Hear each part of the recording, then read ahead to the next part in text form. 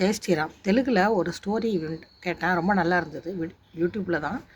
ஒரு யானை வந்து ஒரு நதியில் குளிச்சுட்டு சுத்தமாக நடந்து வந்துட்டுருக்கான் காட்டில்.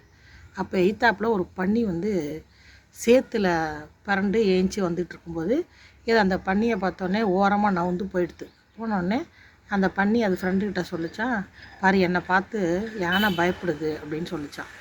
உடனே அதை கேட்டுக்கிட்டு இருந்த இன்னொரு யானை அந்த யானைகிட்ட போய் கேட்டுதான், நீ என்ன பன்னியை பார்த்துட்டு பயந்துட்டு ஒதுங்கி போகிறேன்னு அவங்கெல்லாம் பேசிக்கிறாங்க அப்படின்னு சொல்லி கேட்டுச்சான். கேட்டப்போ அதை சொல்லிச்சான், நான் நதியில் குளிச்சுட்டு சுத்தமாக வரேன், இந்த பன்னி வந்து சேத்துல புரண்டு ஏஞ்சி வருது, அதை போய் நான் ஒரு காலால் உதச்சேன்னு வச்சுக்க 1 கிலோமீட்டர் தூரத்தில் போய் விழும், ஆனால் என் காலில் வந்து சேர் ஒட்டிக்கும், அதனால் நான் வந்து